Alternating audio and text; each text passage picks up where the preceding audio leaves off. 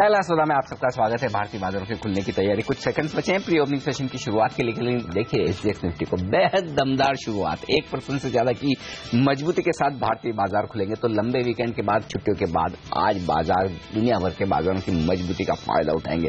पहला लेवल जो 8000 की हम बात कर रहे थे उससे तो काफी ऊपर खुलेंगे, 8020-25 के आसपास। और अब देखना है कि उसके बाद क्या कुछ और मजबूती बढ़ती है, क्योंकि काफी कुछ ओपन इंटरेस्ट वहां पर पुट में जो बना हुआ था वो शॉर्ट कवरिंग का सहारा खुलने के बाद जरूर मिलेगा। लेकिन फिलहाल पहली टिक आपकी स्क्रीन पर आती हुई प्री ओपनिंग सेशन में बाजार 42 अंक ऊपर है सेंसेक्स पर, लेकिन निफ्टी को देखिए 160 अंक ऊपर निफ्टी आपको इस वक्त नजर आएगा। और उसकी वजह है सन फार्मा का स्टॉक 10% ऊपर, अंबुजा 10%, भारती 9% ऊपर। ये 3-4 स्टॉक ऐसे हैं जो बेहद दमदार शुरुआत करते हुए दिख रहे हैं प्री ओपनिंग सेशन में। लेकिन रियलिस्टिक लेवल थोड़े इंतजार करेंगे किस तरह के आते हैं। लेकिन उससे पहले रुपए की जो शुरुआत होगी वो ज्यादा वास्तविक लेवल के आसपास होगी। 65.51 ये था लेवल गुरुवार को रुपए की क्लोजिंग का। और आज देखेंगे कि रुपए किस तरह की शुरुआत करता है। कुछ मजबूती होनी चाहिए करेंसी मार्केट में अगर संकेत दुनिया भर के बाजारों से लेने की कोशिश करें। और थोड़ी बहुत एफआईएस की बिकवाली रुकने के जो संकेत दिख रहे हैं, आप देखिए ओह बेहतरीन शुरुआत होती हुई दिखिए। 25 पैसे मजबूत खुला है रुपया, काफी बेहतरीन शुरुआत, आधा % के आसपास की तेजी बनती हुई दिख रही है रुपए में। 26 पैसे की मजबूती 65-25 पर। तो करेंसी मार्केट से भी संकेत बहुत ही बेहतर है यहां पर शुरुआत करने को लेकर।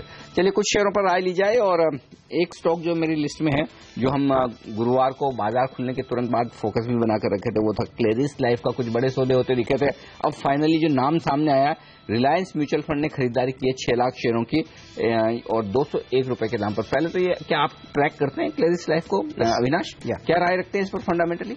नहीं, इनफैक्ट हमने देखा है कि कंपनी ने शेयर होल्डर रिवॉर्ड्स के पॉइंट ऑफ व्यू से पहले एक बायबैक भी अनाउंस किया था। और अगर हम कंपनी के फाइनेंशियल्स देखें तो काफी टाइम के बाद, रिस्ट्रक्चरिंग के बाद कंपनी की प्रॉफिटेबिलिटी जो ज्यादातर यूएस और यूरोपियन मार्केट से आती है, clearly definitely on upward trend है। मुझे लग रहा है कि इस भाव से अगर कोई निवेशक अगर आगे पोजीशन लेना चाहे तो definitely from the mid cap pharma space definitely risk reward Anil ji काफी अच्छा होगा। इनफैक्ट अगर हम क्वार्टरली नंबर्स भी देखें तो लगातार 1-2 क्वार्टर से कंपनी ने परफॉर्मेंस भी काफी ठीक ठाक दिखा है। और क्लियरली अपॉर्चुनिटी जो उनको यूएस मार्केट से दिख रही है वो काफी बड़ी है। तो मुझे लग रहा है कि करंट प्राइस को देखते हुए medium to long term prospects definitely अच्छे हैं। तो overall good to invest from a long term point of view. Short term में थोड़ी वोलेटिलिटी हो सकती है क्योंकि लिक्विडिटी इस काउंटर में थोड़ा बहुत लिमिटेड है। एचसीएल टेक ये एक और ऐसा स्टॉक है जो बृहस्पतिवार को फोकस में रहा था। जिस तरह से कंपनी ने कहा था कि उनके नंबर्स Q2 के अच्छे नहीं आएंगे, 10-10.5% से ज्यादा का एक फॉल देखने को मिला था इस स्टॉक में। इतनी गिरने के बाद कई लोगों ने बृहस्पतिवार को यहां पर गिरावट में खरीदारी करी है। मानस ये बताइए कैसे देखते हैं आप इसे? आज भी बिल्कुल फ्लैट खुलने के संकेत दे रहा है, कोई ट्रेड यहां लेना चाहेंगे आप?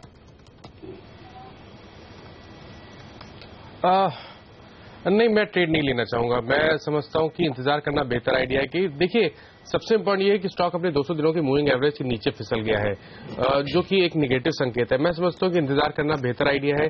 अगर स्टॉक वापस अपने 200 दिनों के मूविंग एवरेज के ऊपर निकलता है जो कि 920 के आसपास है, तब तो आप खरीदारी करें, अदरवाइज अवॉइड करना बेहतर आइडिया है। ओके, फिलहाल ना खरीदें ये राय आती हुई दिख रही। लेकिन एचडीएफसी लिमिटेड जिसका 10,000 करोड़ रुपए का एनसीडी और वारंट का इशू भर चुका है, आज कंपनी खुलासा भी करेगी किस तरह का रेस्पॉन्स आया है। समझा जा रहा है कि काफी अच्छा रेस्पॉन्स मिला है इस वारंट्स को। ये बताएं गौरव, क्या वायदा कारोबार के खिलाड़ियों के लिए यहां पर कोई मौका है तेजी या मंदी की पोजीशन बनाने का एचडीएफसी लिमिटेड में? देखिए, तेजी की तो सलाह नहीं दूंगा मैं। शायद आज थोड़ा बहुत 1-2% हाफ आवर ऊपर ही खुले, लेकिन मेरे हिसाब से अगर ये करंट लेवल सस्टेन नहीं कर रहा तो आउट ऑफ मनी पुट में आप ले सकते हैं। 1240 या 1220 का पुट्स बाय कर सकते हैं। रीजन ये है कि इसमें काफी भारी मात्रा में या काफी कंसिस्टेंटली लॉन्ग्स वगैरह देखने जा नहीं रहे। मूवमेंट ऑलरेडी आ चुका है, ओवरऑल रेंज में है, लेकिन मोमेंटम थोड़ा जो भी था वो आ चुका है। थोड़ा बहुत एग्जॉस्शन दिख रहा है हायर लेवल्स पे। तो मेरे हिसाब से out of money put option लेना बेहतर होगा। अगर निफ्टी में थोड़ी भी अगर इंट्राडे कमजोरी देखी जाती है, 30-40 पॉइंट्स की भी हो, तो मेरे हिसाब से शायद एचडीएफसी बैंक में उसका एचडीएफसी लिमिटेड पे ज्यादा असर पड़े। ऑलराइट, चलिए तो ये राय एचडीएफसी पर। लेकिन आइए अब देख लेते हैं स्टॉक 2020 में जो मुकाबला हुआ था 7:30 बजे नीरज और आशीष के बीच में, उसमें कप्तानों ने क्या राय दी है, कौन से वो स्टॉक्स हैं जहां पर आज आपकी नजर जरूर होनी चाहिए। पूरी टीम पे एक बार नजर डाल लेते हैं। IDBI बैंक में खरीदारी की सलाह होगी, ICICI बैंक और में भी खरीदारी की सलाह होगी, लेकिन यूको बैंक शॉर्ट करके चले क्योंकि रुपए का प्रेशर देखने को मिलेगा। वहीं फोर्स मोटर्स में सेक्टर्स पर तक खरीदारी करनी चाहिए। एमको पावर में जिस तरह सेक्टर्स लगातार सरकार का फोकस है, सेक्टर्स काफी पॉजिटिव है, उनको लगता है कि यहाँ पे खरीदारी करनी चाहिए, एक अच्छा बाउंस बनता हुआ दिखेगा। टाटा मोटर्स एक्सपेक्टेड था कि नंबर कमजोर आएंगे, उसके बाद हमें लगता है इसमें एक बाइंग अपॉर्चुनिटी बनती है। वहीं इंडिया ग्लाइकोल में खरीदारी करिए और बहुत ही मल्टीपल ट्रिगर से स्टॉक को रन करने के लिए। पेट्रोल एनर्जी शॉर्ट करिए, गैस कीमतों गिरने का तगड़ा असर इसके ऊपर देखने को मिलेगा। लेकिन चीनी कंपनियों के लिए अच्छी खबर आने वाली है, इसलिए त्रिवेणी इंजीनियरिंग और बजाज हिंदुस्तान में लॉन्ग पोजीशन की सजेशन। आशीष फोकस खरीदारी पर रहेगा आज की ट्रेडिंग सेशन में। बायोकॉन जहां पे अच्छा बैकवर्ड इंटीग्रेशन, REC जहां पे हम एक्सपेक्ट कर रहे हैं स्टेट इलेक्ट्रिसिटी बोर्ड के हालात सरकार सुधारने के लिए जल्द कुछ कोशिश करेगी। कुछ अनाउंसमेंट आ भी रहे, रडार पे रखें। डिपेंडेबल के तौर पर ईडलवाइज जहां पे हमें लगता है नंबर्स जब रिजल्ट सीजन की शुरुआत होगी तो ब्रोकिंग फ्रेटर्निटी से अच्छे नंबर्स एक्सपेक्टेड हैं। और ईडल वाइज हमें लगता है जिस तरह का तगड़ा करेक्शन हुआ है, जिस तरह का बिजनेस मॉडल है, जिस तरह का शेयर होल्डिंग पैटर्न है, ये आउट परफॉर्म करती हुई नजर आएगी कंपनी। शायद शेयर्स में अच्छी खरीदारी देखने को मिले। ITNL तरह तरह की अटकलें लगाई जा रही हैं, रिस्क रिवॉर्ड फेवरेबल लेवल्स के आसपास हमें लगता है आज खरीदारी करने के मौके ढूंढने चाहिए। क्लैरिस और जैन इरिगेशन में भी सिमिलरली हमारे एक्सपर्ट्स मानते हैं लेवल्स के आसपास ये स्टॉक्स अट्रैक्टिव है। जैन इरिगेशन में हम एक्सपेक्ट कर रहे हैं कि कमजोर मानसून के बाद शायद फिर से कुछ स्टेप्स के अनाउंसमेंट्स आए, वो पॉजिटिव हो सकते हैं इस काउंटर के लिए। डेल्टा कॉप जिस तरह से दमन का वो कसिनो जल्द खुलता हुआ आपको शायद नजर आए, हम एक्सपेक्ट कर रहे हैं कि नंबर्स भी स्ट्रांग होंगे। अक्टूबर नवंबर दिसंबर की तिमाही जब आती है तो वैसे भी इन कंपनीज के लिए स्ट्रांग रहती है। और अडवाणी होटल्स में जो माइनॉरिटी स्टेक है, अगर वो बिकता हुआ नजर आता है तो बड़ा एडवांटेज होगा। प्राइस वॉल्यूम एक्शन भी इंडिकेट कर रहा है कि स्टॉक में शायद अच्छा मोमेंटम आ सकता है। E-क्लार्क्स में भी फंड्स खरीदारी कर रहे हैं, रडार पे रखें।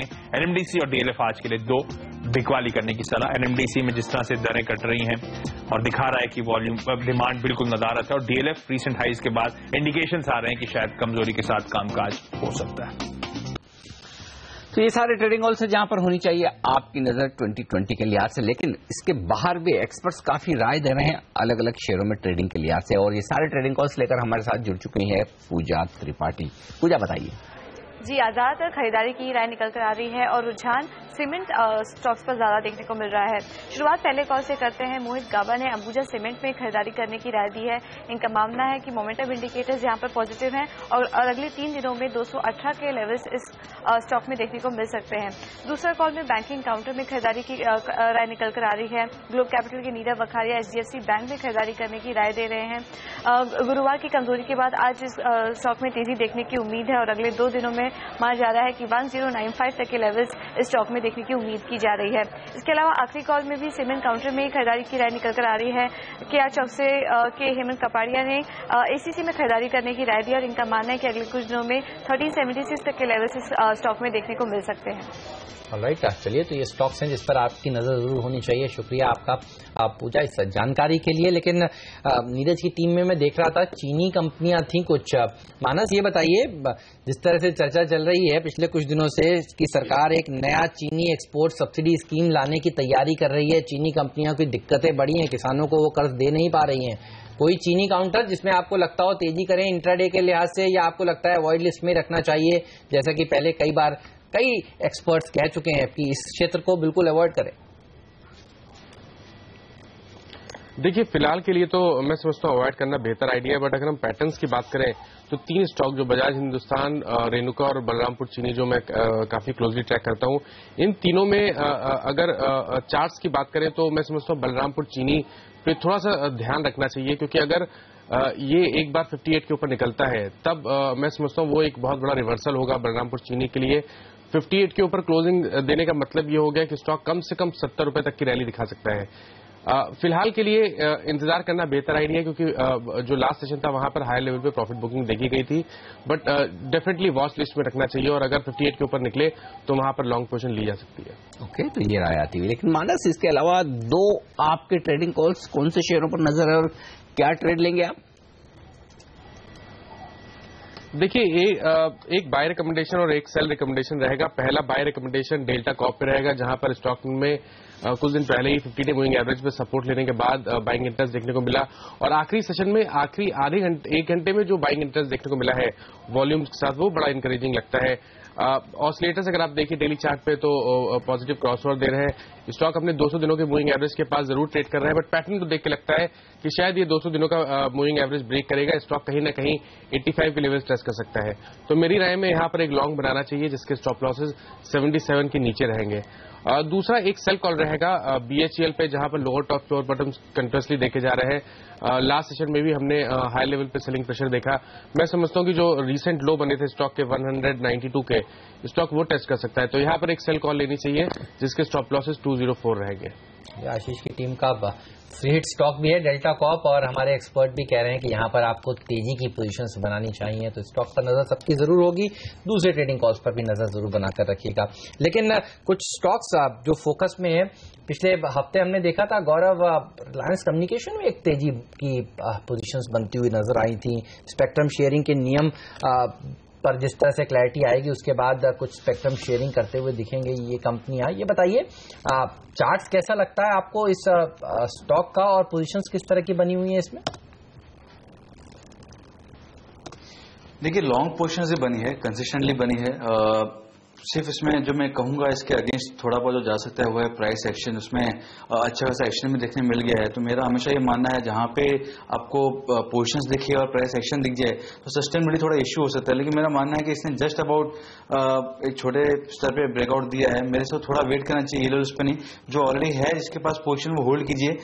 बाकी मेरे हिसाब से आप 2-3% का अगर वेट करेंगे डिप्स का तो आपका रिस्क वो थोड़ा फेवरेबल हो जाएगा। क्योंकि मेरे हिसाब से अगर आप ऑप्शन का कॉन्सेंट्रेशन में देखेंगे कॉल्स वगैरह में तो 70 के ऊपर जो कॉल्स है काफी अधिक मात्रा में वो कॉन्सेंट्रेशन वगैरह है, तो थोड़ा सा आपको वहां पे रेजिस्टेंस देखने की उम्मीद है।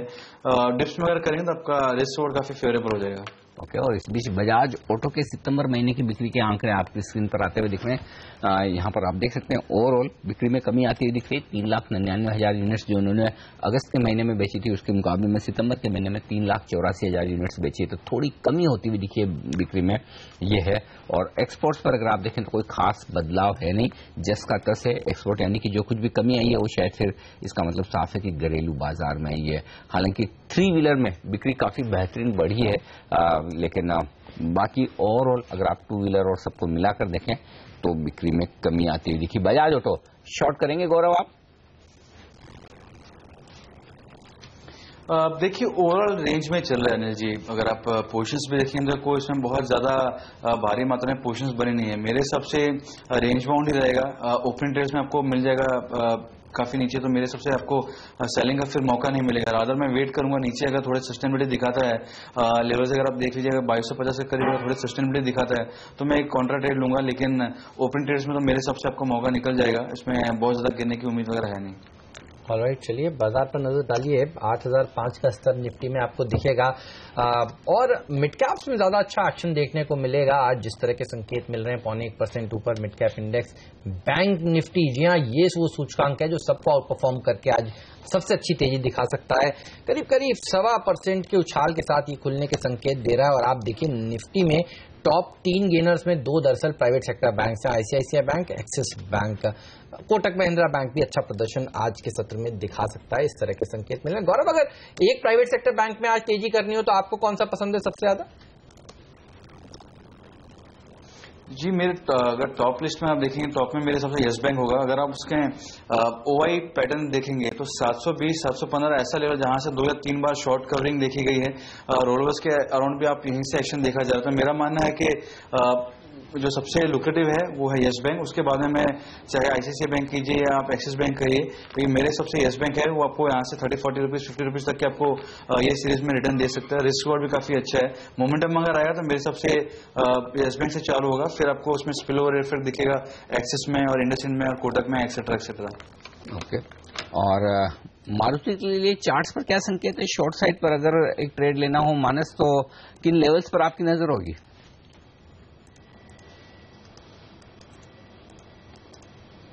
देखिए मारुति में अगर एक शॉर्ट ट्रेड लेना हो तो बहुत स्टिक स्टॉप लॉसेस के साथ आपको लेना है, जहां पर आपके स्टॉप लॉसेस 46.20 के ऊपर रहेंगे।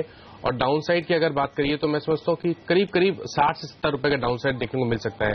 बट फिर भी मैं पैटर्न को देख के समझता हूं कि ये अवॉइड करना बेहतर आइडिया है, क्योंकि एक स्ट्रांग स्टॉक को शॉर्ट करने से बेहतर आइडिया है कि इसको लोअर लेवल्स पे खरीदा जाए, क्योंकि जो चार्ट्स हैं वो हायर लेवल्स पे जरूर थोड़ा प्रॉफिट बुकिंग दिखा रहे हैं, बट ओवरऑल काफी पॉजिटिव लगते हैं। तो लोअर लेवल्स पे अगर स्टॉक एक बार अपना 50 डे का मूविंग एवरेज जो कि आई थिंक 4300 के आसपास है, तो वहां पर आता है, तो बिल्कुल मैं समझता हूँ वो लॉन्ग करना बेहतर idea compare to current levels पर शॉर्ट करना। ओके, तो फिलहाल लोअर लेवल्स पर खरीदारी करने के बारे में सोचे बजाय शॉर्ट करने के, मारुति पर ये राय आती हुई यहाँ पर मानस की तरफ से। बाजार पर डालिए नजर। प्री ओपनिंग सेशन में 8000 के लेवल पर 8005 का लेवल है, और याद रहे गुरुवार को 8008 का हाई हमने बनाया था, तो गुरुवार के हाईज और 8000 के अहम आंकड़े के पास खुलने की तैयारी। हालांकि मजबूती उतनी नहीं जितनी प्री ओपनिंग सेशन से पहले एसजीएक्स निफ्टी में 90 अंकों की दिख रही थी, हम सिर्फ 55 अंकों पर है, तो उम्मीद करें कि फिर मजबूत खुलने के बाद थोड़ी और बढ़त देखने को मिले। फिलहाल 158 अंक ऊपर आपको नजर आएगा सेंसेक्स। पहली टिक आपकी स्क्रीन पर आने की तैयारी में। मिड कैप और बैंक से तेजी की पूरी संभावना। 180 अंक ऊपर खुलता हुआ सेंसेक्स डबल सेंचुरी मारता हुआ सेंसेक्स इस वक्त, और निफ्टी पर 8000 पार शुरुआत होती हुई दिख रही है 60 अंकों की मजबूती के साथ। 225 अंक ऊपर है सेंसेक्स, मजबूती और बढ़ाता हुआ बाजार इस वक्त, और लगभग 70 अंकों की मजबूती हो चुकी है निफ्टी में। 0.1% तक की तेजी हो चुकी है दिग्गजों में। 250 अंकों की मजबूती इस वक्त आपको नजर आएगी सेंसेक्स में, और निफ्टी 75 अंकों की दमदार तेजी के साथ शुरुआत करता हुआ। मिड कैप शेयर भी पीछे नहीं है, लगभग 1% के आसपास की तेजी वहां पर भी है, लेकिन असली लीडरशिप आ रही है बैंकिंग शेयरों से। 1.25 से 1.5% तक की गैप अप ओपनिंग दी है बैंकिंग शेयरों ने 17,400 के अहम लेवल के आसपास, जहां पर पिछले 2 सेशन से बाजार बैंक निफ्टी पर अटकता हुआ दिखा है, उन्हीं लेवल के आसपास शुरुआत हुई है, और निफ्टी में नया हाई बनता हुआ दिखा है। शुक्रवार की तेजी से ऊपर खुलकर बाजार सस्टेन करते हुए दिख रहे हैं, तो एक अच्छी तेजी यहां पर होती हुई दिख रही है दिग्गजों में। आइए शेयरों पर डालिए नजर, कौन से स्टॉक्स हैं जो मजबूत कारोबार करते हुए दिख रहे हैं। टाटा मोटर 3.5% की दमदार तेजी निफ्टी पर सबसे चढ़ने वाले शेयरों में आगे। अदानी पोर्ट 3% मजबूत। एचडीएफसी 2.5% की तेजी है। आईसीआईसीआई बैंक में 2.5% की मजबूती है। एलएनटी, टाटा पावर जैसे शेयरों में अच्छी तेजी। टीसीएस जैसे दिग्गज से सहारा मिल रहा है, 2% का बड़ा उछाल टीसीएस में। तो बैंकिंग शेयर मजबूत है, ऑटो शेयर मजबूत है, आप देख सकते हैं पावर शेयरों में अच्छी तेजी। एनटीपीसी 1.5% मजबूत खुलता हुआ दिख रहा है, तो यहां से खरीदारी होती दिख रही है। कमजोर क्या है? एचसीएल टेक अपनी गुरुवार की कमजोरी को आगे बढ़ाता हुआ 1.25% नीचे, और मारुति के लिए जो नेगेटिव खबरें उसके बाद 1% की गिरावट आज मारुति में देखने को मिल रही है। डॉक्टर रेड्डीज और ओएनजीसी, रिलायंस जैसे शेयरों में थोड़ी बहुत आज कमजोरी दिख रही है। आइए वायदा कारोबार की तरफ। गुरुवार का स्टार परफॉर्मर भारतीय एयरटेल 12% के आसपास की बढ़त गुरुवार को हमने देखी थी, आज फिर से 5% मजबूत है। पीएफसी और आरईसी, 2 सरकारी कंपनियां, ये डिस्कॉम की रिस्ट्रक्चरिंग के बाद जो बात हो रही है उसके बाद 3.5% की तेजी इन दोनों शेयरों में होती हुई दिख रही है। टाटा मोटर्स, अदानी, टीसीएस जैसे दिग्गज तो मजबूत है ही। इनके अलावा कमजोर शेयरों पर अगर नजर डालें तो यूपीएल 2% कमजोर है, एमटेक ऑटो 1.25% कमजोर, तो ये है रुझान। लेकिन बाजार बेहद मजबूत स्थिति में, लगभग 350 अंकों की तेजी सेंसेक्स में, निफ्टी 80 अंक ऊपर, मिड कैप इंडेक्स 1% ऊपर, और बैंक निफ्टी में 1.25% की मजबूती। 800 शेयर मजबूत, सिर्फ 100 शेयरों में कमजोरी का रुझान हेमंत का नजर आता है। केवल 7 शेयर ही हैं निफ्टी में जो लाल निशान में ट्रेड कर रहे हैं, बाकी सारे के सारे स्टॉक्स देखिए हरे निशान में ट्रेड करते हुए, और लीड कर रहा है टीसीएस। हमारे एक्सपर्ट कह रहे थे यहां पर तेजी करनी चाहिए।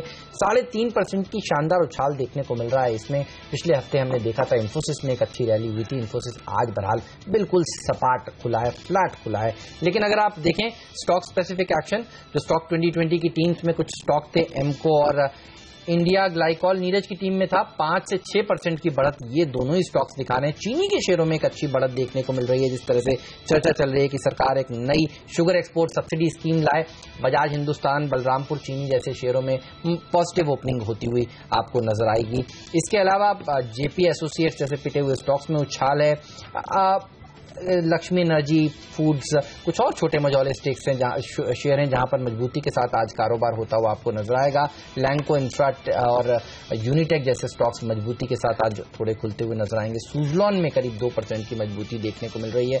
तो ट्रेडर्स के फेवरेट शेयर देखिए आज फिर से एक्टिव होते हुए। डेल्टा कॉप 3% की उछाल के साथ शुरुआत कर चुका है। आशीष की टीम का फ्री स्टॉक था, मानस ने कहा था यहां पर खरीदारी करनी चाहिए।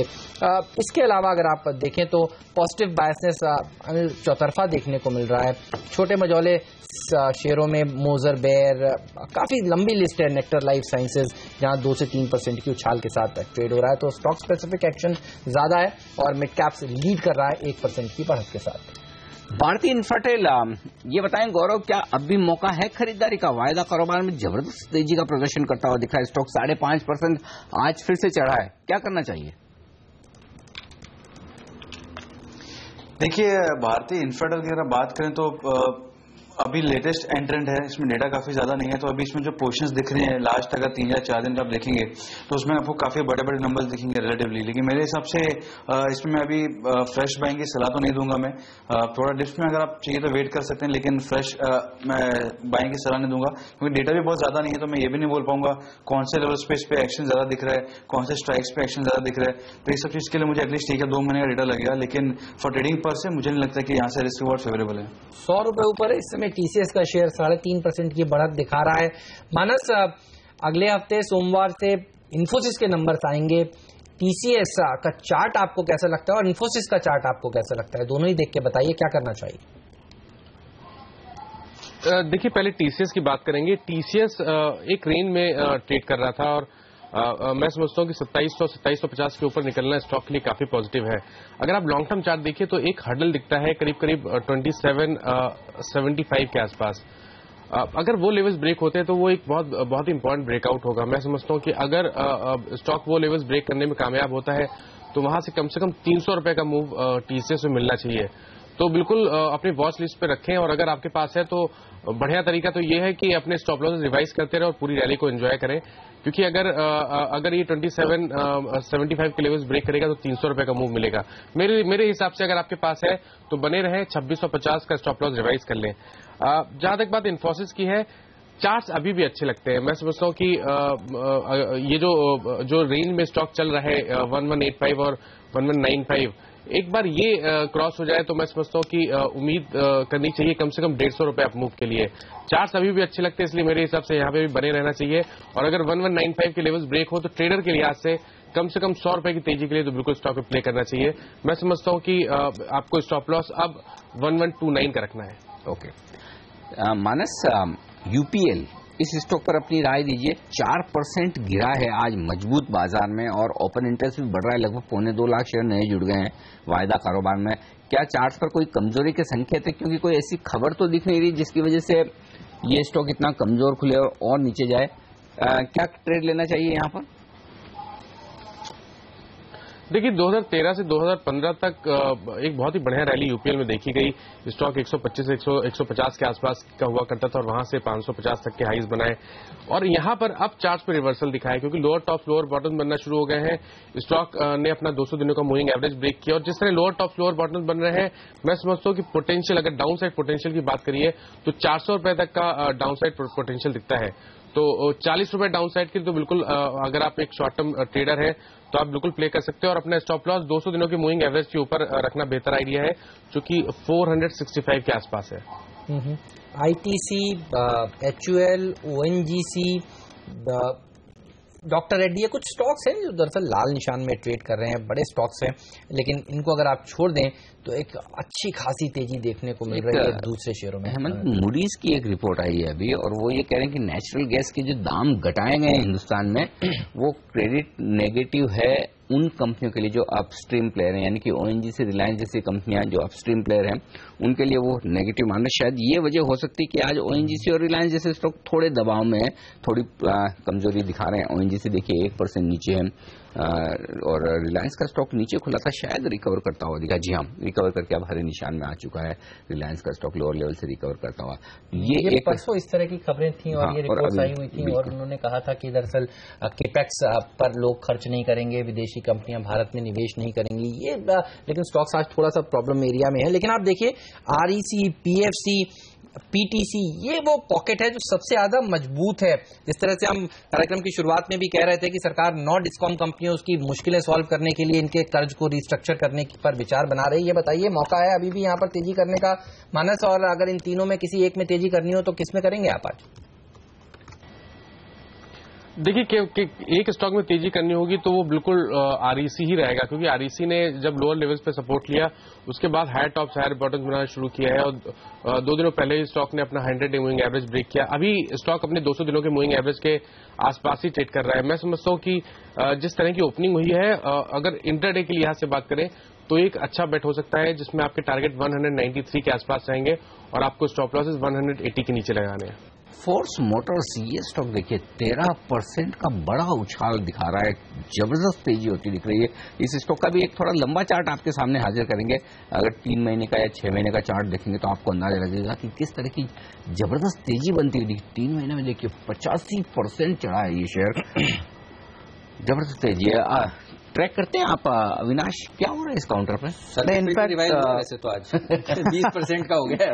नहीं, इनफैक्ट अनिल जी, अगर हम इस कंपनी की परफॉर्मेंस देखें तो लगातार नए हाईज और नए टॉप्स ये शेयर लगा रहे हैं, और क्लियरली इसका रीजन ये है कि काफी अरसे के बाद आई थिंक कंपनी की जो परफॉर्मेंस है वो बहुत volume as well as profitability के पॉइंट ऑफ व्यू से बहुत बेहतर हो चुकी है। क्लियरली इनका जो ऑर्डर बुक है वो ज्यादातर domestic as well as export oriented हो चुका है। डायमलर से या और थोड़े जो उनको प्रोडक्ट रेंज है वहां पे अच्छी इनको वॉल्यूम ग्रोथ देखने को मिली है, और क्लियरली मुझे लग रहा है कि जिस प्रकार की लिक्विडिटी इस काउंटर में है, काफी छोटी इक्विटी कंपनी है 13-14 करोड़ की, तो शायद इसलिए भी एक कारण है कि इसमें जब भी बड़ा डिमांड या बड़ा बाइंग आती है तो डेफिनेटली सर्किट लगने में काफी टाइम नहीं लगता है। तो ओवरऑल प्रोस्पेक्ट्स अच्छे हैं, लेकिन जिस प्रकार से शेयर ने बढ़त दिखाई है मुझे लग रहा है कि थोड़ा बहुत स्टॉक अगर कंसोलिडेट हो तभी पोजीशन लेना शायद ठीक रहेगा।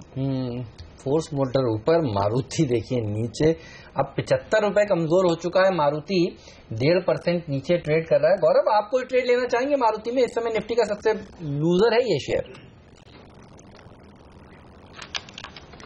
देखिए ये स्तर पे तो मैं नहीं लेना चाहूंगा, क्योंकि जो मेजोरिटी ऑफ जो शॉर्ट्स वगैरह थे या जो ऑप्शंस वगैरह में जो जूस था वो मेरा सबसे निकल चुका है। जैसा कहा गया कि यहाँ पे मैं उछाल के लिए वेट करूंगा, तो ये स्टॉक मोमेंटम में है, पोजीशंस अभी भी इंटैक्ट है। अगर आप देखेंगे लास्ट 2-3 दिन में तो बहुत ज्यादा अनवर्डिंग देखी नहीं गई है। स्टॉक्स ने अच्छे रोलर्स भी देखे, तो मेरा मानना है कि एक सस्टेनेबिलिटी आने से ही वापस पिकअप आ जाएगा ट्रेंड में। मैं अगर ऑटो में से अगर आप बात करें तो मेरे हिसाब से आइशर मोटर देख सकते हैं, भले वो साइज में वैल्यू प्राइस में ज्यादा हो, लेकिन मेरा मानना है कि काफी एक अच्छे पोजीशनिंग पे यहाँ से आपको 1000 रुपीज तक के लेवल्स देखने को मिल सकते हैं एडिशनल। तो वो एक मेरे नजर में रहेगा। अगर टू व्हीलर सेगमेंट में भी देखेंगे तो मेरे हिसाब से सबसे लुक्रेटिव अगर कोई होगा तो मेरे हिसाब से, चाहे फंडामेंटली भी कहें, जो मैं उसके एक्सपर्ट नहीं हूं फिर भी, और उसको डेरिवेटिव्स के हिसाब से देखिए, मेरे हिसाब से आयशर मोटर आप सबके नजर में होना चाहिए। फोर्स मोटर्स हमारे स्टॉक 2020 का पिक भी था, यहाँ पर नीरज ने अपनी टीम में से चुना था, और देखिए क्या शानदार मजबूती बनी है इस काउंटर पर, जबरदस्त तेजी करता है। और सबसे बढ़िया बात यह कि पूरी की पूरी तेजी ये स्क्रीन पर होती हुई दिख रही है। 2500 रुपए के आसपास खुलकर अब आप देखिए 2800 के आसपास ट्रेड करता हुआ दिख रहा है, तो 300 रुपए की शानदार तेजी बनती हुई दिखी है यहाँ पर इस काउंटर पर। बाजार इस बीच दिन के हाईएस्ट पॉइंट पर लौटते हुए दिख रहे हैं, और ये एक अच्छा संकेत है कि शुरुआती मजबूती के बाद थोड़ा सा स्थिर हुए 5-7 मिनट के लिए, और अब 8050 की तरफ बढ़ता हुआ निफ्टी, जो कि हमारा अगला टारगेट था, वहां पर पहुंचने की कोशिश, 1.25% की शानदार मजबूती यहां पर देखने को मिल रही है। वक्त है हमारे तीनों एक्सपर्ट से विदा लेने का। मानस, अविनाश, गौरव, शुक्रिया आपका हमारे साथ जुड़कर पहला सौदा में अपनी राय हमें देने के लिए। 350 अंकों की दमदार तेजी सेंसेक्स में, निफ्टी सेंचुरी मारने के मूड में, और बैंक निफ्टी 1.5% की खरीदारी के साथ आज ट्रेड करता हुआ तेजी की तरफ। लेंगे एक ब्रेक, और ब्रेक के बाद लौटेंगे, लेकर आएंगे हमारी खास सीरीज बाजार का भविष्य यानी कि क्रिस्टल बॉल। और आज हमारे साथ बाजार के जाने माने दिग्गज कोटक महिंद्रा म्यूचुअल फंड के एमडी और सीईओ नीलेश शाह जुड़ेंगे। बताएंगे बाजार की क्या रहेगी आगे की चाल, और किस तरह के निवेश के मौके न सिर्फ इक्विटी मार्केट में बल्कि डेट मार्केट में यानी कि फिक्स इनकम, रियल एस्टेट, और अगर सोने चांदी में भी आप पैसा लगाना चाहते हैं तो कहां है आपके लिए मौके। बात करेंगे इस ब्रेक के बाद।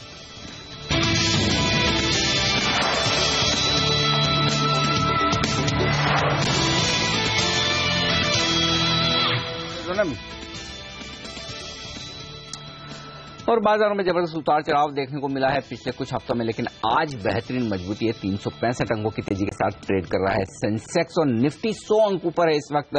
8050 के आंकड़े पर सेंचुरी मारता हुआ शानदार खरीदारी होती दिख रही है, चौतरफा खरीदारी होती दिख रही है, और बैंक निफ्टी भी काफी मजबूत है। दुनिया भर के बाजारों में करेक्शन के बाद उतार चढ़ाव होकर अब मजबूती का माहौल बन रहा है। अगले हफ्ते से हमारे यहाँ रिजल्ट सीजन भी शुरू होगा, आरबीआई का एक्शन भी हो गया है, तो बहुत सारे ट्रिगर्स हैं, और एफआईएस की बिकवाली जो इतनी हुई है अब थोड़ी थमती भी नजर आ रही है। ऐसे में बाजार का डायरेक्शन आगे क्या रहेगा? क्या बाजार करेक्शन पूरा करके फिर से तेजी के मूड में आते हुए दिख रहे हैं? इसी पर हमने हमारी खास सीरीज शुरू की है, बाजार का भविष्य यानी कि क्रिस्टल बॉल।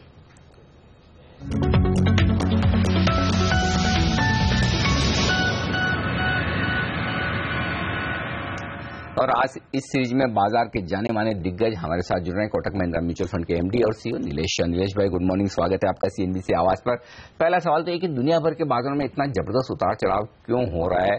क्योंकि चाइना की दिक्कतें हैं, अमेरिका में अलग अलग ट्रिगर्स हैं और अमेरिकी बाजार भी अच्छा खासा उतार चढ़ाव दिखा रहे हैं। स्टेबल होने में अभी भी मुश्किलें दिख रही है। क्या वजह दिख रही है आपको दुनिया भर के बाजारों में इतने उतार चढ़ाव की? ग्लोबल मार्केट्स के वॉलेटिलिटी के कुछ रीजंस हैं। एक रीजन ये है कि दुनिया में एक बड़ी हलचल हुई है जहां पे ऑयल प्रोड्यूसिंग कंट्रीज जो आज तक मुनाफा और पैसा कमाते थे, अब ऑयल प्राइस की गिरावट की वजह से ऑयल कंज्यूमिंग कंट्रीज को उतना फायदा हो रहा है। पिछले कई सालों से ऑयल प्रोड्यूसिंग कंट्रीज के सॉवरेन फंडों ने दुनिया के बाजार में निवेश किया था। अब उन्हें उन बाजारों में बिकवाली करनी पड़ रही है अपनी इकोनॉमी में पैसा लगाने के लिए। तो इस वजह से सारे सॉवरेन फंड्स है दुनिया के बाजारों में एक बिकवाली कर रहे हैं। उनकी बिकवाली की रीजन अपनी डोमेस्टिक इकोनॉमी की रिक्वायरमेंट है, ना कि जिन मार्केट में वो बिकवाली कर रहे हैं उस कंट्रीज की इकोनॉमिक कंडीशन। दूसरा एक जो हलचल हो रहा है वो ये है कि आज तक ग्लोबल डेवलप्ड मार्केट में से पैसा इमर्जिंग मार्केट में आ रहा था। पिछले 5 सालों में इमर्जिंग मार्केट कंट्रीज ने गिनी चुनी देशों को छोड़ दो तो बाकी सब ने मिलकर as a market developed world को अंडर परफॉर्म किया है। तो इतने सारे अंडर परफॉर्मेंस के बाद डेवलप्ड वर्ल्ड के इन्वेस्टर्स ये पूछ रहे हैं कि हम इमर्जिंग मार्केट में निवेश करें या नहीं करें, तो वो भी अपना पैसा रिडीम कर रहे हैं। सो ये दो चीजों की वजह से ग्लोबल मार्केट में हमें वॉलेटिलिटी देखने को मिल रही है। नीलेश भाई, जिस तरह से आरबीआई गवर्नर साहब ने एक रेट कट दिया है, ये बताइए भारतीय बाजारों में अब डाउनसाइड एक बार कैप हो गया है, ये मानना क्या सही होगा? डेफिनेटली क्लियरली आरबीआई ने एक तरीके से बाजूका फायर किया है ना। उन्होंने 0.5% रेट काटा जो उम्मीद से ज़्यादा था, बट उन्होंने एफआईआई डेट लिमिट को भी एनहांस किया है और मार्च 2018 तक का रोड मैप दिया है। तीसरी चीज़ जो उन्होंने की है वो काफ़ी डोविश कमेंट्री की है और कहा है कि अगर डेटा ने साथ दिया और महंगाई के दर काबू में रहे तो आगे जाकर भी वो रेट काट सकते हैं। सो उन्होंने कुछ हद तक ग्लोबल और लोकल इन्वेस्टर्स दोनों को अश्योर किया है और उस वजह से इकोनॉमी के ऊपर फायदा होगा। सबसे ज़्यादा काम जो आरबीआई ने पॉलिसी के बाहर किया है वो यह है कि उन्होंने एक रिलेंटलेस कैंपेन चला के रखी है अपने लोअर इंटरेस्ट रेट्स को बोरोअर्स के लोअर कॉस्ट ऑफ बोरोइंग में कन्वर्ट करने की। तो पॉलिसी रेट तो 125 बेसिस पॉइंट कटा है 15 जनवरी से लेके आज तक, लेकिन जो बोरोइंग कॉस्ट कंज्यूमर्स की है, चाहे वो इंडस्ट्रियल हो चाहे वो रिटेल हो, वो कम थी। अब आरबीआई ने बैंकों के पीछे पड़ के उस बोरोइंग कॉस्ट को ट्रांसमिट कराने की भी कोशिश की है और हमें लगता है कि उस वजह से भारतीय इकोनॉमी को एक कैटलिस्ट प्रदान होगा जिस वजह से इन्वेस्टमेंट रिवाइवल हो सकती है और आने वाले समयों में ग्रोथ को सपोर्ट मिला जा सकता है। तो नीलेश भाई, ऐसी सिचुएशन में क्या ये समझना ठीक है कि जो 7,500 के आसपास हमने सितंबर के महीने में 8 सितंबर जहां तक मुझे याद है वहां लो बनाया था हमने, तो उसे बॉटम समझा जाए, एक स्ट्रॉन्ग सपोर्ट लेवल समझा जाए और उसे ध्यान में रख के, वो रिस्क को ध्यान में रख के क्या निवेशकों के लिए इस वक्त बाजार में पैसा लगाने का वक्त है? मेरे हिसाब से ये निवेशकों को निवेश करने का बहुत ही अच्छा मौका है। आज अगर ब्रिक्स कंट्री को देखें तो ब्राजील रिसेशन में है, चाइना स्लो डाउन हो रहा है और रशिया भी रिसेशन में है। ग्लोबल इन्वेस्टर्स जो लॉन्ग टर्म निवेशक है वो इंडिया को अलग मायने से देख रहे हैं। जैसे जैसे एफडीआई की अगर हम देखें जो लंबी अवधि का पैसा होता है, फाइनेंशियल टाइम्स की एक रिपोर्ट के अनुसार भारत में पिछले 6 महीनों में दुनिया में सबसे ज़्यादा एफडीआई आया चाइना से भी ज़्यादा और अमेरिका से भी ज़्यादा।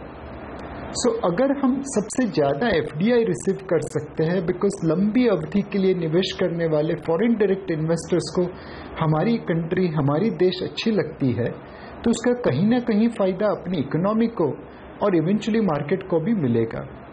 तो आप ज़्यादा दिमाग मत लगाइए, ये जो फॉरेन डायरेक्ट इन्वेस्टर्स लंबी अवधि के लिए निवेश कर रहे हैं उनको कॉपी करिए और उनके साथ साथ अपना पैसा भी इक्विटी मार्केट में लगा सकते हैं। दूसरी चीज़ है कि हम दूसरों को कॉपी नहीं करें, खुद की सोचे समझे, ये भी अच्छी बात है। तो अगर आप देखें तो टॉप डाउन बेसिस के ऊपर भारत एक ऐसा देश है जिसके इकोनॉमिक नंबर्स वाकई अच्छे लग रहे हैं। फिस्कल डेफिसिट कंट्रोल में है, करंट अकाउंट डेफिसिट कंट्रोल में है, महंगाई के दर नीचे आ रहे हैं, ब्याज के दरों में कटौती हो रही है और अब भी कटौती करने के चांसेस हैं। ग्रोथ धीरे धीरे पिकअप हो रहा है। तो ये सारी चीजें इन्वेस्टर्स के लिए एक मौका देता है निवेश करने के लिए। नीलेश भाई, लेकिन कम रिस्क वाले निवेशकों के लिए आपको क्या लगता है, फिक्स्ड इनकम और डेट फंड में पैसा लगाने का अब भी मौका है, या फिर आधा % क्योंकि रेट कट घट चुका है, हो चुका है, अब ये मौका छूट चुका है? नहीं, जो फिक्स्ड इनकम माइंडसेट वाले इन्वेस्टर्स हैं जिनके लिए सिक्योरिटी इम्पोर्टेंट है, रिटर्न चाहिए बट सिक्योरिटी के जोखिम के ऊपर नहीं चाहिए, उन्हें भी मतलब कम से कम SIP से इक्विटी में निवेश करना जरूरी है। एक इक्विटी ऐसा साधन है जो फिक्स्ड इनकम को लंबे समय में आउट परफॉर्म कर सकता है, महंगाई को लंबे समय में आउट परफॉर्म कर सकता है। अगर आप कटते हुए ब्याज के समय में सिर्फ फिक्स्ड इनकम में इन्वेस्टर रहेंगे तो हो सकता है कि एक बार ये ब्याज के दरों में कटौती खत्म हो जाए तो आपका रिटर्न कम हो जाएगा, और उस रिटर्न को रियल रिटर्न में कन्वर्ट करने के लिए, महंगाई के दरों से आगे रखने के लिए ये बहुत ज़रूरी है कि आप थोड़ा बहुत निवेश इक्विटी मार्केट में करें, जितनी आपको बर्दाश्त हो सके, जितनी आपके रिस्क प्रोफाइल के हिसाब से अनुकूल हो, उतना निवेश इक्विटी में करना जरूरी है, और अब वो आप SIP के थ्रू करिए। लेकिन जनरली ये होता है नीलेश भाई कि जब दुनिया भर में अनिश्चितता का माहौल हो तो सोने के दाम बढ़ते हैं। क्या आपको लगता है कि इतना अच्छा करेक्शन चूंकि हो चुका है और थोड़ी अनिश्चितता तो है ही चीन को लेकर और बाकी भी, तो फिर सोना खरीदना चाहिए क्या? सोने के भाव में तकरीबन 40% से ज्यादा डॉलर प्राइस में गिरावट हो गई है और रुपी प्राइस में 20% से ज्यादा गिरावट हुई है। तो इतनी भारी गिरावट के बाद यहाँ से वो सोने के प्राइसेस बहुत नीचे जाए वो मुश्किल है। But at the same time past history suggest करती है कि जब भी US फेड रेट अपने ब्याज की दरों बढ़ाता है तब गोल्ड प्राइसेस सबड्यूड ही रहते हैं। बेहतर है ग्लोबल इन्वेस्टर्स के लिए कि वो सोने में निवेश करने की जगह पे US ट्रेजरी बॉन्ड खरीदे, वहाँ पे एटलीस्ट ब्याज तो मिलेगा। सो बढ़ती हुई US फेड की इंटरेस्ट रेट माहौल में सोना शायद नीचे न जाए लेकिन ऊपर आए उसकी गुंजाइश कम है। दूसरी चीज है कि भारत तकरीबन 20 से 25% ग्लोबल गोल्ड में डिमांड कंट्रीब्यूट करता है। अब भारतीय सरकार ने 2 स्कीम लॉन्च की है, गोल्ड मॉनेटाइजेशन स्कीम और gold deposit scheme. Gold deposit scheme आपको एक मौका देता है फिजिकल सोने की जगह पे गवर्नमेंट बॉन्ड खरीदने का जो सोने के बराबर रिटर्न देगा। गोल्ड मॉनेटाइजेशन स्कीम एक ऐसी स्कीम है जहां से आप अपना संग्रह किया हुआ सोना, खरीदा हुआ सोना मोनेटाइज कर सकते हैं और उसके ऊपर ब्याज कमा सकते हैं। मेरे हिसाब से अगर ये दोनों स्कीम सक्सेसफुल हो गई तो भारत की जो गोल्ड की डिमांड है वो कम हो जाएगी और उससे गोल्ड प्राइसेस के ऊपर एक इम्पैक्ट आ सकती है। तो ये सारी चीज़ों को अगर आप मद्देनजर रखें, अपनी ज़रूरत से ज़्यादा सोना ऑलरेडी लिया हुआ है और सोने के भाव में गिरावट ना सही लेकिन बढ़ोतरी होती हुई दिखती नहीं है, तो ये सब मद्देनजर रखते हुए इस वक्त सोने में निवेश करना आपकी फाइनेंशियल हेल्थ के लिए अच्छा नहीं होगा और ना ही वो कंट्री के भविष्य के लिए अच्छा होगा। नीलेश भाई आपसे सवाल उससे पहले कुछ एक्शन जो स्क्रीन पर होता हुआ दिख रहा है वो आपको बताना जरूरी है। इस वक्त आप देखिए कुछ बड़े सौदे होते दिख रहे हैं, कई सारे स्टॉक्स में काफी एक्शन हो रहा है। जेबीएफ इंडस्ट्री, उत्तम गालवा, ये कुछ छोटे शेयर हैं जहां पर एक्शन। उत्तम गालवा सबसे पहले आपके सामने लेकर आएंगे ये शेयर, और यहां पर देखिए 7.5% हिस्सेदारी कंपनी की बदलती दिख रही है और काफी भारी भरकम वॉल्यूम, 1,07,00,000 शेयरों का कारोबार हुआ है उत्तम गालवा के काउंटर पर। बीएससी के यहां पर अगर आप चार्ट्स देखें तो भारी भरकम वॉल्यूम दिखेगा, 7.5% हिस्सेदारी, ये देखना इंटरेस्टिंग होगा। हालांकि जो बड़ा सौदा हुआ है वो 33.70 रुपए पर काफी नीचे के दाम पर हुआ है, लेकिन स्टॉक 14% चढ़ चुका है। उसके बाद तो प्राइस और वॉल्यूम दोनों लिहाज से बड़ा एक्शन यहां पर उत्तम गालवा में होता हुआ दिखा है, इस पर नजर जरूर रखिए। जेबीएफ इंडस्ट्री दूसरा स्टॉक है जहां पर आपकी नजर होनी चाहिए। बीएससी पर आप देखिए 9,50,000 शेयरों का बड़ा सौदा होता दिखा है यहां पर, और 1.5% हिस्सेदारी जेबीएफ इंडस्ट्री की भी बदलती दिख रही है और 225 रुपए पर यह सौदा हुआ। यहां पर भी प्राइस और वॉल्यूम दोनों लिहाज से भारी भरकम एक्शन होता हुआ दिख रहा है। तो काफी फंड्स यहां पर एक्टिव होते हुए दिख रहे हैं, बड़े होते दिख रहे हैं। एक और स्टॉक जहां पर जनरली फंड्स ट्रेड करते हैं, वायदा कारोबार का खिलाड़ी भी है ये, जुबिलिएंट फूड वर्क्स, पिज्जा बनाने वाली कंपनी, डोमिनोज पिज्जा वाली। यहां पर आप देखिए 4 बड़े सौदे मेरी स्क्रीन पर नजर आ रहे हैं और 1680 रुपए के दाम पर ये सौदे होते हुए दिखे हैं। लगभग 2.5 लाख शेयरों से ज्यादा का कारोबार, 2.5 से 3 लाख शेयरों का कारोबार इन 4 बड़े सौदों में हुआ है और लगभग 0.5% के आसपास की हिस्सेदारी यहां पर बदलती हुई दिख रही है। तो इस काउंटर पर भी काफी बड़ा एक्शन वॉल्यूम और प्राइस के लिहाज से होता दिख रहा। हाँ, स्टॉक भी 2.5% मजबूत है इस वक्त। 1680 इसी रुपए पर, इसी प्राइस पर यहां पर ट्रेड्स हुए हैं। एक है अशोका बिल्डकॉन जहां पर 1/4 से 0.5% हिस्सेदारी कंपनी की बदलती हुई दिख रही है। अशोका बिल्डकॉन में आप देखिए एनएससी पर बड़ा सौदा होता दिखा है, 6 लाख शेयरों का यहां पर कारोबार हुआ है, लगभग 167 रुपए के आसपास, और 0.32% हिस्सेदारी अशोका बिल्डकॉन की बदलती हुई दिखी। तो कई सारे मिड कैप स्टॉक्स आज एक्शन में हैं और दिग्गज भी एक्शन में। आप देखिए टाटा मोटर 6.5% की मजबूती के साथ ट्रेड करता हुआ। टाटा मोटर्स के डीवीआर में भी तेज एक्शन देखने को मिल रहा है। जेएलआर के नंबर्स जो अच्छे आए उसका फायदा, और ग्लोबल मार्केट्स में रिकवरी का फायदा आप कह सकते हैं इस स्टॉक को मिल रहा है। टाटा स्टील भी करीब 3% मजबूती के साथ ट्रेड करता हुआ आपको दिखेगा। सेंचुरी जड़ चुका है। निफ्टी डेज हाई पर कारोबार कर रहा है, पिछले आधे घंटे में एक बार भी 8,000 के नीचे नहीं आया। आप देखिए 8,050 के ऊपर जाता हुआ 100 अंक ऊपर इस समय निफ्टी आपको अपनी स्क्रीन पर दिखेगा। एक गिरने वाले शेयर के सामने 6 बढ़ने वाले शेयर हैं, तो मार्केट का मूड काफी पॉजिटिव है। चलिए नीलेश भाई हमारे साथ बने हुए, उनसे बात करते हैं। ऐसे मूड में कहां पर पैसा लगाना चाहिए, इकोनॉमी के आधारित वाले शेयरों पर या रेट सेंसिटिव में एक अच्छी तेजी देखने को मिलेगी, आपका क्या अनुमान है? डेफिनेटली अनिल जी, इस वक्त मतलब ब्याज में जिस तरह से कटौती हुई है उस हिसाब से रेट सेंसिटिव सेक्टर्स में निवेश करना अच्छा लगता है। ये सेक्टर्स प्राइवेट सेक्टर बैंक्स हो सकते हैं, ये sector automobile and white goods जैसे सेक्टर भी हो सकते हैं। दूसरा जो सेक्टर है वो अर्बन कंजम्पशन का है।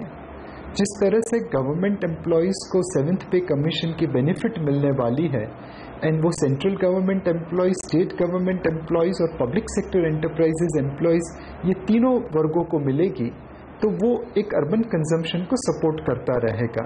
इसमें ऑटोमोबाइल्स है, वाइट गुड्स है, हाउसिंग है, ये सारी चीज़ें आ जाएगी।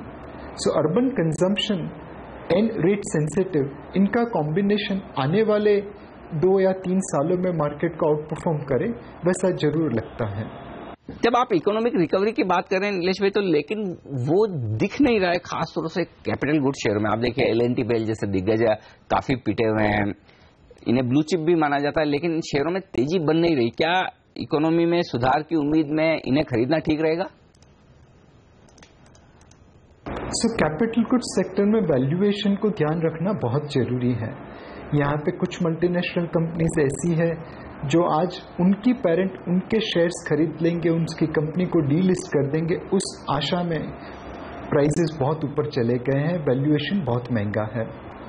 कैपिटल गुड्स सेक्टर में कई ऐसी कंपनीज है जिनका लिवरेज बहुत ज़्यादा है और उस वजह से अगर कैपिटल गुड्स सेक्टर की रिकवरी में थोड़ी भी बाधा आ गई, थोड़ा विलंब हो गया, तो उनके इक्विटी वैल्यूएशन के ऊपर लिवरेज की वजह से एडवर्स इम्पैक्ट आ सकती है। सो आपको कैपिटल गुड्स में निवेश करने के लिए ये देखना चाहिए कि गवर्नमेंट अपनी स्पेंडिंग किस क्षेत्र में कर रही है।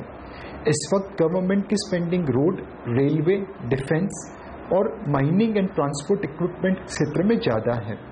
तो ये सेक्टर्स जहाँ पे गवर्नमेंट खुद स्पेंड कर रही है, खुद पैसा खर्चा कर रही है, उस सेक्टर की जो नॉन लिवरेज कंपनी है, कंपनीज जिसमें डेट बहुत ज़्यादा नहीं है, उस कंपनीज में निवेश करने में अच्छा रहेगा।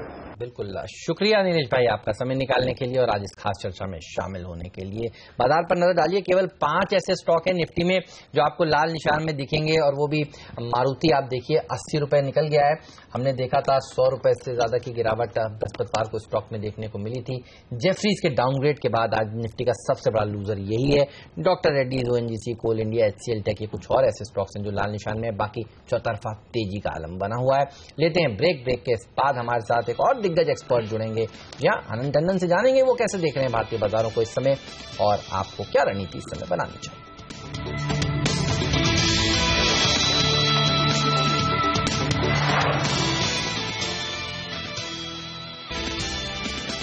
तेज आय पर भारतीय बाजार ट्रेड करते हुए 100 अंक ऊपर इस समय निफ्टी है। 350 पॉइंट की तेजी सेंसेक्स में भी देखने को मिल रही है।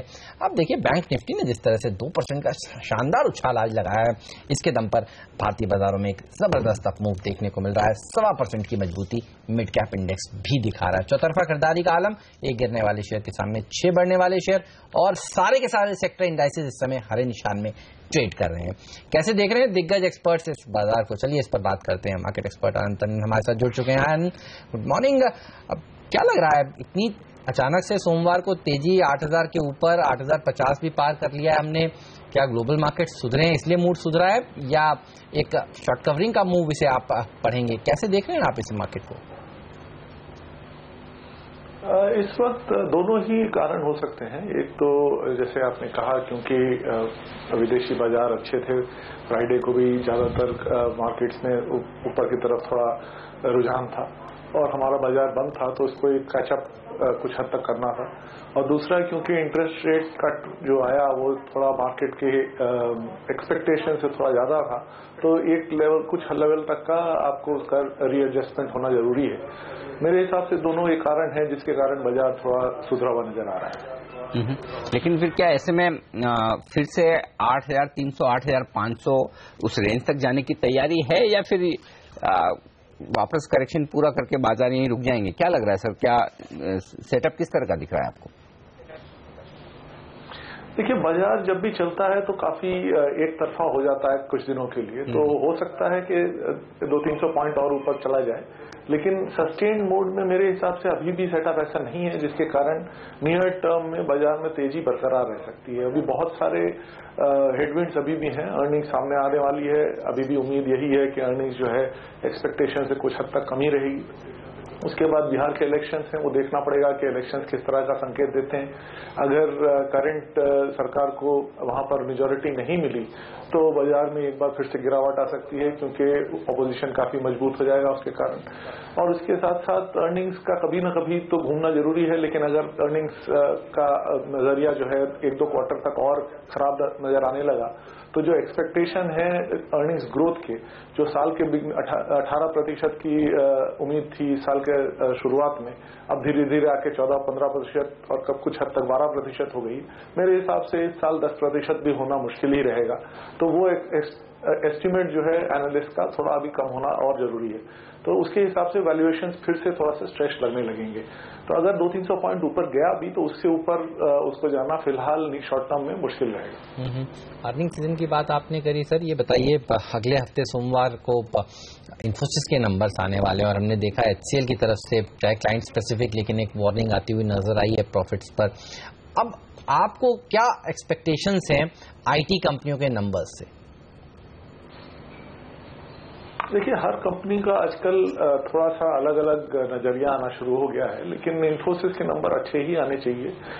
जब मैं कह रहा हूं अच्छे, तो एक्सपेक्टेशंस के आसपास ही रहेंगे, लेकिन मार्केट का क्योंकि अर्निंग्स एस्टिमेट कम होता जा रहा है, तो IT कंपनीज का जो साल के शुरुआत में अर्निंग्स की ग्रोथ 14% के आसपास या 12% के आसपास की थी, वो अब ज्यादा अच्छी लगने लगी है मार्केट के बजाय। अगर आप देखें, अगर आपका ये अनुमान था कि बाकी कंपनियां जो हैं 18% ग्रो करेंगी जबकि आईटी कंपनियां 12% ग्रो करेंगी, तो शायद उसमें उतना उत्साहित होने की बात नहीं थी। लेकिन अगर अब जो है उल्टा हो गया है, मार्केट 10% ग्रो करेगा और आईटी उससे ज्यादा, तो मुझे नहीं लगता कि आईटी में सेल ऑफ आने की कोई संभावना नजर आती है, बल्कि अर्निंग्स के साथ साथ क्योंकि डॉलर का भी रुझान जो है वो स्ट्रांग रहा है रुपए के हिसाब से, तो उसमें 1-2% की बढ़त आनी चाहिए ज्यादातर। तो मेरे हिसाब से बहुत एलोकेशन के हिसाब से और नतीजों के हिसाब से आईटी कंपनियां ठीक ही करना चाहिए। बैंक्स पर क्या राय रखते हैं सर आप? क्योंकि क्या ये समझना ठीक है कि पॉलिसी के बाद अब बैंकों में बहुत ज्यादा गिरावट नहीं होगी, या फिर जो शुरुआती 2-3 दिन कमजोरी का रुझान दिखाया और आज बड़ी छलांग लगाने की कोशिश बैंक स्टॉक कर रहे हैं, कैसे निवेश के लिहाज से इन्हें कैसे देखना चाहिए? देखिए, अगर निवेश करना है तो प्राइवेट सेक्टर बैंक में करना पड़ेगा और उसमें जो है वैल्यूएशन का कोई सपोर्ट नहीं है। अगर आप पब्लिक सेक्टर बैंक्स में करें तो वो ये आप सोच के कर रहे हैं कि वहां पर रीस्ट्रक्चरिंग होगी ज्यादातर एसेट्स की और रिकैपिटलाइजेशन होगा, उसके कारण फिर से ग्रोथ आ सकती है।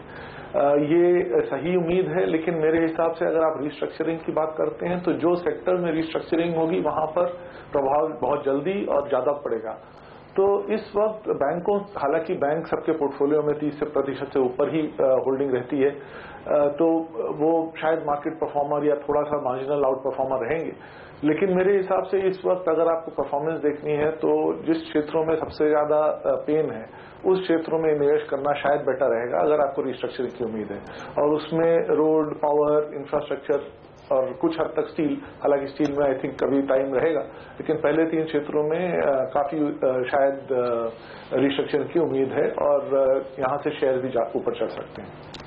शुक्रिया आनंद जी, आपका हमारे लिए वक्त निकालकर बाजार सेक्टर्स पर अपनी राय हमारे साथ शेयर करने के लिए। और बाजारों ने की हफ्ते की बेहद दमदार शुरुआत। लंबे वीकेंड के बाद ग्लोबल मार्केट्स की तेजी के दम पर आज 100 पॉइंट ऊपर है, निफ्टी 8050 के पास। पहला सौदा में आज के लिए इतना ही। आप बने रहिए लेकिन सीएनबीसी आवाज के साथ। अब ब्रेक के बाद कमोडिटी बाजार की ओपनिंग हाजिर करेंगे, बताएंगे आपके सवालों के सभी जवाब। हमें दीजिए इजाजत, नमस्कार।